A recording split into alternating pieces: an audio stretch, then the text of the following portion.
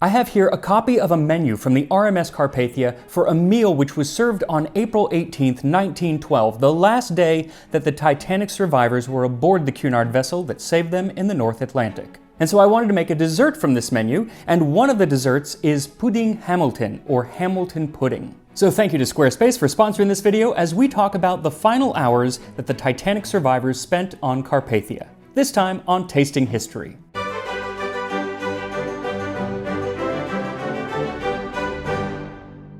So I had a lot of trouble finding any information about Hamilton pudding. I looked in all of my old cookbooks from the late 19th and early 20th century and nothing, and I got a lot of cookbooks. So finally I decided to give it one last shot and look at the newspapers from the time, and lo and behold, I found one mention from Sunday, August 9th, 1903 from the Gazette in York, Pennsylvania. And it even had a recipe for Hamilton pudding. Line a pie dish with a good short crust and cover the bottom with a layer of apricot jam. Then fill up with the following mixture. Cream 3 ounces of butter with the same quantity of castor sugar, then add the yolks of 2 well-beaten eggs and the white of 1. Sift in by degrees 3 ounces of flour and flavor with a few drops of vanilla essence. Bake in a moderate oven, and when nearly cooked, beat the remaining white of egg to a stiff froth and lay it on top in tough lumps. Return the pudding to the oven till it is slightly browned. And that is why I love old newspapers. You can find pretty much anything in there because they used to print absolutely anything. And it wasn't just recipes, but like small town gossip as well.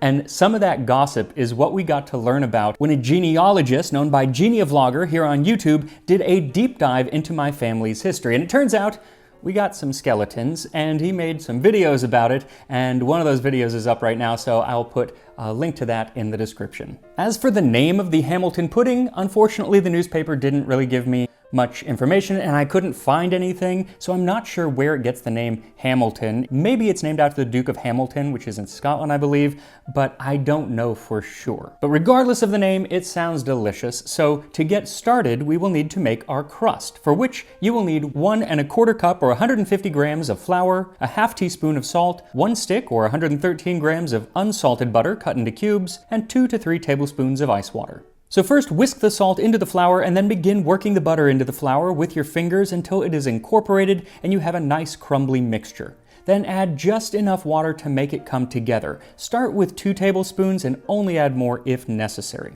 Once it comes together to form a dough, give it 2 or 3 kneadings and form it into a disc. Then wrap it in plastic wrap and put it in the fridge for about a half an hour just to let it rest, and then take it out and roll it into a thin circle and use it to line a shallow tart tin. And to make sure we don't have a soggy bottom, we are going to blind bake this, so line it with some foil or parchment and fill it with baking beans. Then bake at 425 degrees or 220 Celsius for about 10 minutes. Then take it out, remove the baking beans, and cut off the overlapping crust. And if you have any cracks, like I did, because tart crust is my Achilles heel, then you can just patch it in with some leftover dough. It's really easy. Nobody will know the difference, especially if you don't post it on YouTube for everyone to see your mistakes. Then return it to the oven for another 5 minutes before letting it cool completely. And as it cools, you can prepare your filling. Now the original, I'm pretty sure, makes like an 8-inch tart, which is sometimes a little hard to find now. So if you're going to make a 9 or a 10-inch tart, then you would want to double all of these ingredients just so you have enough filling.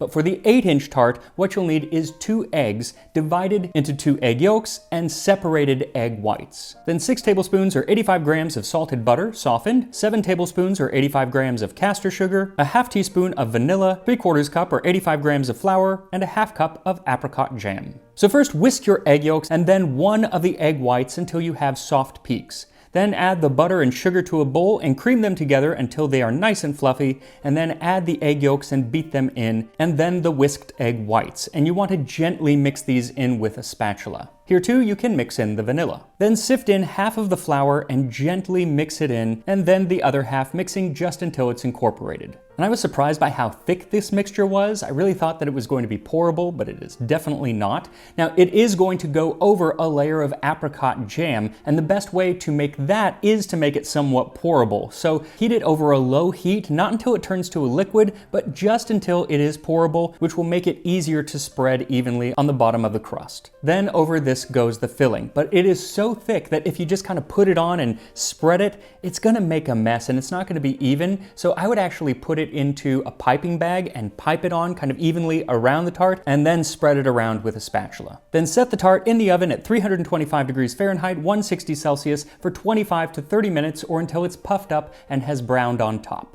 Then while it bakes, whisk the remaining egg white until you have nice stiff peaks, and it does help to add just a pinch of cream of tartar just to keep them stiff.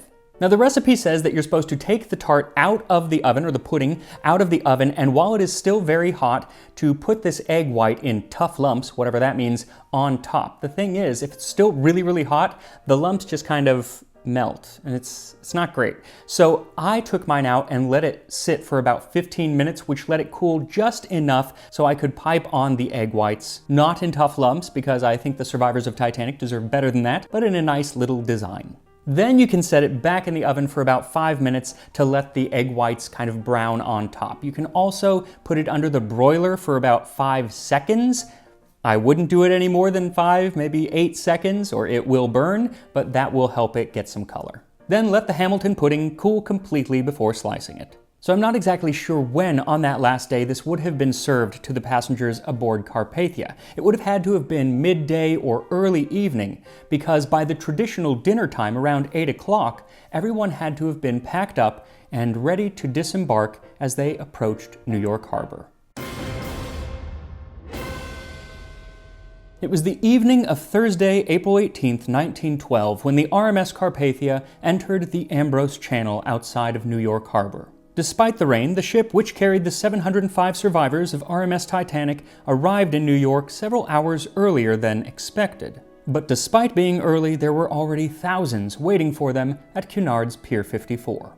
Now, while there had been communication with Carpathia over the last 4 days, most people did not really know what to expect when she arrived, because the newspaper reports had been filled with inaccuracies. On the day of the sinking, the Daily Times ran the headline, "Titanic collides with iceberg and is reported sinking. Passengers are safe." Wireless dispatches received up to noon today show that the passengers of the monster White Star liner Titanic, which struck an iceberg off the Newfoundland coast last night, were being transferred aboard the steamer Carpathia, a Cunarder. While badly damaged, the Titanic is still afloat and is reported to be making her way toward Halifax under her own steam. Another newspaper agreed that everyone was safe, but said that Titanic was now being towed to Halifax by the Allen liner Virginian. And the authorities, who should have had better access to information, seemed just as clueless on that first day. Philip Franklin, vice president of the International Mercantile Marine, even after knowing that communication with the ship had gone silent, released a statement saying, "We place absolute confidence in the Titanic. We believe the boat is absolutely unsinkable, and although she may have sunk at the head or bow, we know that the boat would remain on the water. We do not attach any significance to the fact that there are no Marconi messages being received from the boat." He believed this because he had yet to receive a message from Bruce Ismay, chairman of the White Star Line, who had been aboard Titanic and survived, that said, "Deeply regret to advise you Titanic sank this morning after collision with iceberg, resulting in serious loss of life. Full particulars later. Ismay." But even without this message, by the next morning, Tuesday, April 16th, the truth of the situation had become clear. Titanic was gone, and with her over 1,500 lives were lost. Carpathia had sent along lists of the survivors, but just like the early reports, they were filled with inaccuracies. What was certain was that Carpathia, which many of the newspapers now called a death ship, was steaming toward New York and would arrive sometime on the evening of April 18th.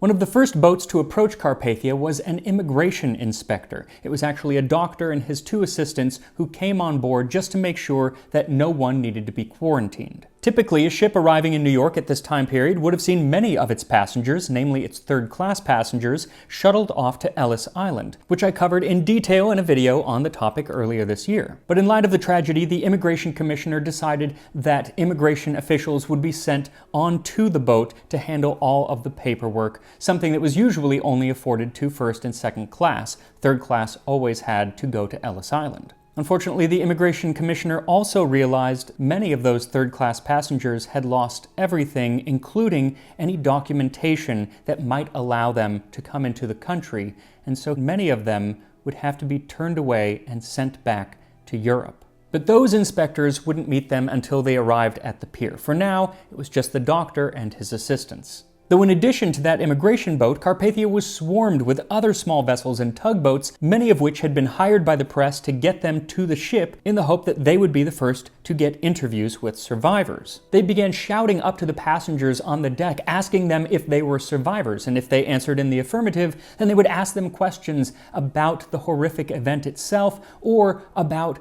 who had been saved, who was among them.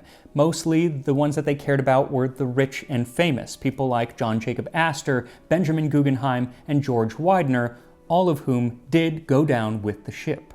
At one point, several newsmen actually tried to board the ship to get better access, but the Carpathia's captain, Arthur Rostron, threatened that anyone who did would be shot. He had endeavored to spare the survivors from the press for as long as possible, though in vain, as from the start, there had been a member of the press aboard the ship. Carlos Hurd, reporter for the St. Louis Post-Dispatch, and his wife Catherine were bound for a European vacation when their ship picked up the survivors of Titanic, and he was there to witness women, some with cheap shawls about their head, some with the costliest fur cloaks, ascending the ship's side.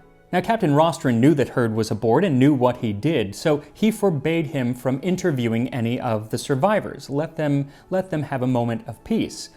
But he was a newspaperman, so of course he did interview the survivors, just covertly, and wrote down notes and actually wrote a full article which he was going to deliver to Charles Chapin, who was the editor of the New York Evening World, a sister newspaper to his own. So Chapin hired the fastest tugboat that he could find and went out to meet Carpathia. Our tugboat steamed alongside, and when we shouted through a megaphone for the Post-Dispatch man, he leaned far out over the rail from an upper deck and dropped a bundle of manuscript tied to a life preserver into my outstretched arms. Hurd had also wrapped the article in waterproof canvas just to make sure it was safe, and the following morning it was in print. But while Carlos Hurd is regarded as the first journalist to get the story from Titanic survivors, his was not the only story which would appear in newspapers the following day. First, there was the account of the Titanic's own junior wireless operator, Harold Bride. At only 22 years old, he had worked alongside senior operator Jack Phillips, tapping out the CQD and SOS messages as Titanic went down. When he was washed off the ship as the boat deck flooded, he was able to find relative safety aboard the overturned lifeboat Collapsible B. And despite being injured in the sinking, shortly after he was rescued by Carpathia, he joined their lone wireless operator Harold Cottam in Carpathia's wireless room. He and Cottam had been friends for some time, and over the next 4 days, together, they tapped out survivor lists and personal messages from the survivors to their loved ones. Even as the ship entered New York Harbor and docked, Bride continued his work, tapping out messages until his hero and the inventor of the machine that he was using came aboard and disturbed him, Guglielmo Marconi. Marconi had been approached by the New York Times in an effort to get Bride's story, so he boarded Carpathia with the reporter Jim Spears, who offered Bride $500, or about $17,000 today, to tell his story, which appeared in the Times the following morning. Another survivor aboard Carpathia also managed to get an article out even before the ship arrived at the dock. Written by second-class passenger Lawrence Beasley, it was transmitted from the ship to the Times in London earlier that day. But this was less an account of the sinking itself and more of an indictment about the safety aboard the ship. And he gave ideas about how to improve safety going forward. Things like ships need to slow down when they are near icebergs. They need to have enough spotlights to see icebergs in the dark. He was the one who said we need to have lifeboat drills when the passengers are aboard, and probably most importantly, that no vessel should be allowed to leave a British port without sufficient lifeboats and other accommodations to allow each passenger and member of the crew a seat. Now, he'd written it out himself, but before having it sent, he ran it by several others on the boat, including Second Officer Charles Lightoller and the chairman of the White Star Line, J. Bruce Ismay. Now, Ismay had spent most of his time on Carpathia sedated in his cabin. As one of the passengers recalled, Mr. Ismay was beside himself, and on most of the voyage after we had picked him up, he was being quieted with opiates on orders of the ship's doctor. And he would actually still be in his cabin even as most of the passengers were readying themselves to disembark. See, Carpathia did not go to their own dock first. The first place that they went was Pier 59, which was where the Titanic was meant to have arrived several days earlier. There they unloaded Titanic's 13 lifeboats which they had aboard, and only then did the ship double back to Cunard's Pier 54, where the crowds had gathered. Many waiting were members of the press or simply onlookers hoping to get a glimpse of the survivors as they disembarked. But there were also many friends and family of those who had been aboard, waiting to see if their loved ones were among the survivors. Because while Carpathia had sent out survivor lists, they were riddled with inaccuracies. So there were some people who found out that their loved one had died, only to receive a message from them from the ship, letting them know that they were okay. And conversely, there were those who received word that their loved one was alive, only to find out that they were never coming home. Even as they disembarked, rumors were still swirling through the crowds about who was alive and who had perished. It was said that Madeline Astor, the young wife of John Jacob Astor, had survived the sinking, only to have died aboard Carpathia that very night as they entered the harbor. But then as the first-class passengers disembarked, Madeline Astor was among them, surprising many people who had heard the rumor. It wasn't until Captain Rostron delivered a corrected list of the survivors that the real names became known. And even then, when it came to the crew and much of the third class, it was not great because there were so many misspellings of people's names, and even today there is disagreement about the number of people that actually survived the sinking. As people disembarked, those who required medical attention came first. They were taken to nearby hospitals in one of the 35 ambulances standing by. Then those who were not injured disembarked by class. Most of the first-class passengers had cars standing by to be whisked away. Some of the second-class passengers also were taken away by private cars. But many of the second class and pretty much all of the third class, they were given over into the care of charity organizations like the Red Cross, which helped them on their way to their next destination. As many of them had literally lost everything that they had in the world, they were often given clothes and money as soon as they stepped off the boat. For instance, a committee from the New York Stock Exchange had put together a black box filled with $5,000 in small bills that were just handed out to third-class passengers as they disembarked. The last group to leave were the 214 surviving crew members of Titanic, though 172 of them were almost immediately taken to Pier 61, where they boarded the SS Lapland, which on the morning of April 20th would take them back to the UK. But there was one person who had meant to be aboard the Lapland who was not, and that was J. Bruce Ismay. It's said that even before anyone disembarked from the ship, the U.S. Senator William Alden Smith of Michigan ran up the gangplank and directly to Bruce Ismay's cabin. He informed the chairman of the White Star Line that he would not be returning to England, not until he testified as the first witness in an inquiry to find out exactly what happened on Titanic. The inquiry, which was held in the East Room of the Waldorf Astoria, would begin at 10 a.m. the following morning with testimony from Bruce Ismay saying, "In the presence and under the shadow of a catastrophe so overwhelming, my feelings are too deep for expression in words. I have only to say that the White Star Line, its officers and employees, will do everything possible to alleviate the suffering and sorrows of the survivors and the relatives and friends of those who have perished. The Titanic was the last word in shipbuilding." The YouTube channel Oceanliner Designs, who I have to thank for helping me with this and the other Carpathia video, actually has a wonderful video all about the confused mess that was the first Titanic inquiry. So I'll put a link to that in the description, and I suggest you watch it as you eat your Hamilton pudding.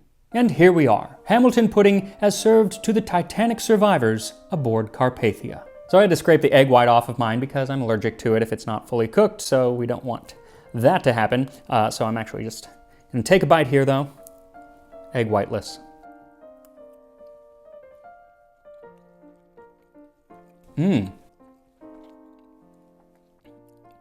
Oh, that is good. The texture is not what I expected. It's firm and yet kind of crumbly. It's kind of like a firm short crust. Even the filling, but the flavor is just wonderful. It's not super sweet. You know what it reminds me of? If you've ever had those Knott's Berry Farm cookies with the dollop of jam in the center, that's what it tastes like. It's just like vanilla cookie and jam. This is apricot jam. I think you could swap out any jam that you want. That's really, really good. And it's really quite easy. This would be great at Thanksgiving, Christmas. You could make this for pretty much anything. That's really, really good. And like I said, it's not super sweet. So you could eat a lot of it, which I will. So I really have to question why this kind of disappeared. Like I said, I could find almost no mention of it anywhere. And I'm not sure why, because it's absolutely wonderful. I probably wouldn't call it a pudding today, I'd call it a tart. That doesn't make it any less delicious. So if you didn't catch the first video that I did on Carpathia, I'll have that one pop up after this, and I'll put a link in the description. Also, I'm going to include some other cool Titanic stuff in my next newsletter, which you can sign up for at tastinghistory.com, a website that I put together with a little help from today's sponsor, Squarespace. Squarespace makes building a website so easy with their dynamic tools like their drag and drop technology for both desktop and mobile. And they have lots of templates, so if you're new to website building, you can start with one of those so you're not just like starting with a blank page and then build from that. And the nice thing is, when you make a change on the desktop version, it automatically changes it for the mobile version. And if you use your website for business, then Squarespace has a whole suite of tools to help with sales, as well as email campaigns to keep you in contact with customers, so they're always apprised of new items or when there's a sale. So if you're looking to make a website, then go to squarespace.com for a free trial, and when you're ready to launch, go to squarespace.com/tastinghistory and get 10% off of your first purchase of a website or domain. And I will see you next time on Tasting History.